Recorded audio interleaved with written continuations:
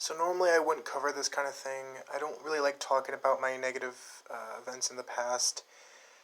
I will, however, when it comes to helping others. Now, this is not me really being calm here. I'm kind of triggered in this tweet, but I made it anyways.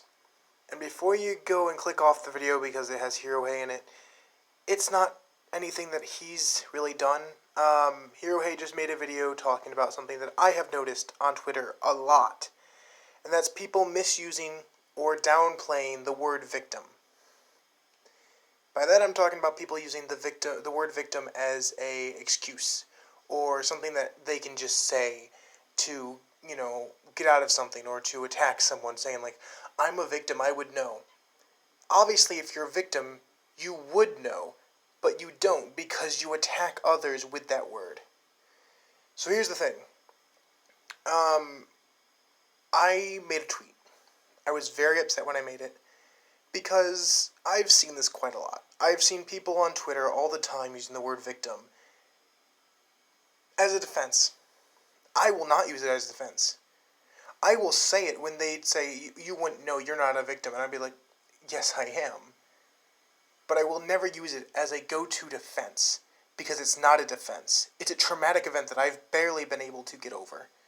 And seeing this, it actually triggers me more. So let's get into it. I agree with Hirohei concerning how people misuse victim. I am a sexual assault victim. I am a sexual assault victim. Twice I was assaulted. Once as a child, again at 16. I moved on from the trauma, but people bringing up the damn word triggers me when I've been through it. I don't usually agree that people should keep quiet if they've experienced it. However, misusing the word is making it feel like a joke. People who struggle with traumatic scenarios like assault are suffering. Most can't move past it. I was lucky that I had support.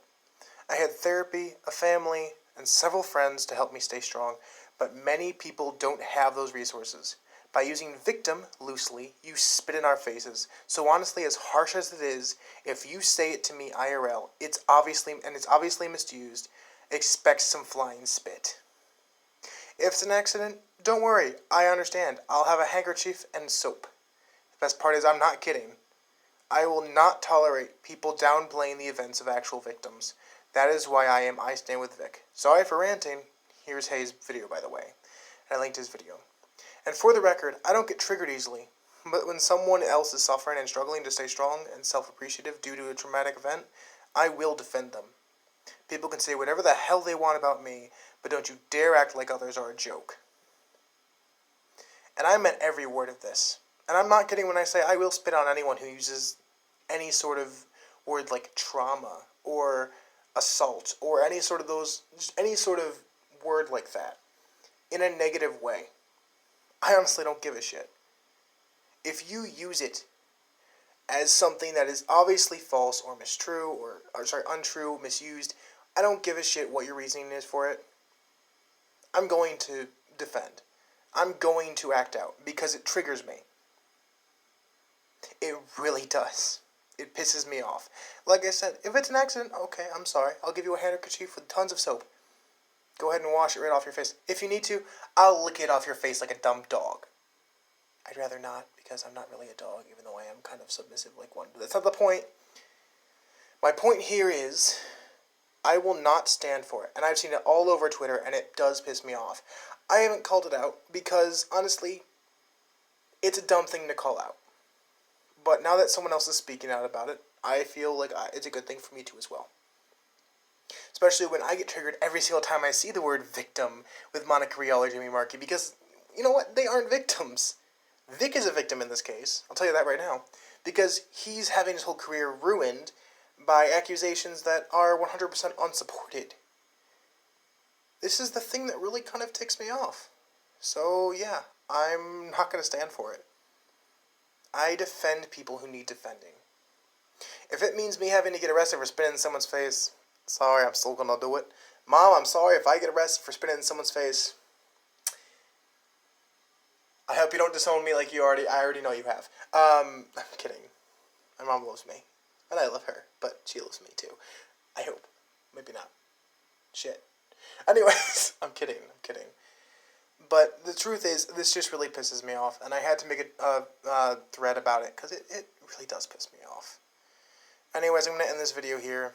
I just wanted to make a quick statement saying that, yeah, do not misuse the word victim, especially not when it's a major case like this. If it's a victim like, oh yeah, I'm the victim of credit fraud, I don't know. I'm not really going to go and attack you for it, because credit fraud is something a lot, or not credit fraud, like a scam or like something like that. Because a lot of people get victimized for that. Like, a lot of people are victims of getting scammed. That's just the stupidity of the human race nowadays. We fall for the dumbest shit. But if you're using it for a traumatic event like this, which I'll admit some scams can be traumatic if you're scammed out of enough money or, your entire livelihood. But the truth is, I'm not going to be upset over that kind of stuff. I'm going to be upset over this kind of victimization, this kind of misuse of the word victim. Okay? So just keep an eye out when you say that around me, because I do get pretty triggered. And I've even told my friends before, can you please not use the word victim in this kind of scenario? Because some people will say like, yeah, such a stupid game. He was a victim. He was my little victim, and I'm like, what? Because it was like a headshot. He got a headshot. He's like, he was such a easy victim.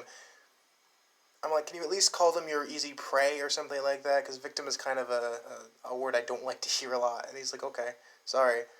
And I'll tell you guys right now, I have many friends who do know about my sexual assault, what happened to me. Because I went to them before I even went to my family. I went to my friend Luke. My friend Luke was the first person I went to. He was my friend since kindergarten. And honestly, he was my best friend up until graduation, when we kind of split apart, as most friends do in high school. But the thing is, I went to him before I even went to my family, because I was afraid that my family would be upset. I was afraid that they would be upset that I got myself into that kind of mess. My friend Luke is not a very emotional kind of guy. He's very, I don't know what the word is. He doesn't show a lot of emotion. He's not very good with words, and he kind of just keeps to himself a lot.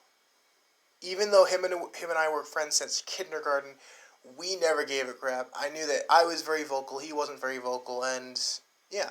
So I went to him with most of my things that happened, because I knew that he was a good person to go to for advice, and just to kind of vent, because he didn't give any sort of biased stuff on it. He just would basically care for my best interest, even though it was hard to tell that he was enthusiastic about anything. But when it came to me going through something difficult, he would be there for me. He never liked drama, but he would still be there for me. So I went to him before I even went to my parents. And I can guarantee, if I could message him today, I don't know what happened to him. He's kind of dropped off the face of the earth, and I bet I haven't on his radar as well. We've both kind of separated. I haven't spoken to him since graduation. So I can guarantee, if I find him someday again, he probably still lives in Penfield. I mean, most of my friends do, to be honest.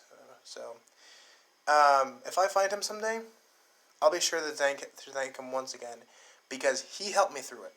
But like I said, not everyone has friends or family that can help them through it. A lot of people do stay to themselves because they cannot trust anyone around them when someone makes them a victim. It's just a fact. When someone you believe has your best interest in mind betrays you, you then start to lose track of anyone you can trust. You start to think everyone's untrustworthy and everyone is against you. So here's the thing.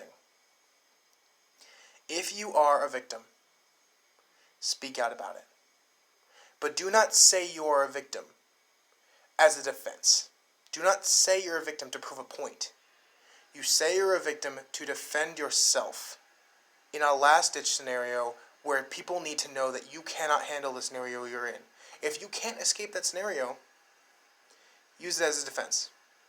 Because that's the only way you're going to escape it. But only do it if you are a victim. I'm saying this because back in the day, and by back in the day I mean when I was like 16 or 17 still, I was barely a teenager still. I was almost an adult, I should say. I was very close to becoming a grown adult. Back then, I would hate hearing about anything that's happened with drama. I was very depressed a lot of the time, and so hearing things like other assaults that have happened, I got very anxious, and my depression kicked in, my anxiety kicked in, my bipolar kicked in, my ADHD kicked in where I couldn't focus on anything. My brain would just go into chaos mode. And people would just bring me back into it. And if I didn't vocally tell them, guys, this is really triggering to me. I can't handle it. And I say triggering because it is a trigger. There's no really better word for it. There really isn't. But this is starting to trigger my almost like PTSD, to be honest. It brings back negative emotions. The brain holds on to all these negative past memories, and it brings them up when anything introduces it back into you. Basically, your brain always keeps data, and it never gets rid of it. And the slightest little hint at it can bring it back up. So I would have to use that by telling people, guys, I really don't feel comfortable talking about this. Can we just kind of move on, or can you guys like get me out of this and like not include me in this conversation? And I don't use it to prove a point. No, I use it because I need to get out of that scenario. I don't say, hey, I'm a victim, shut the fuck up. No. I ask politely, can we try and move on? I don't really like this kind of topic because I've been through something very similar. That's all you need to say. You don't say it to be a jackass, okay? I'm going to end this video here. Bye, everyone. My point has been said.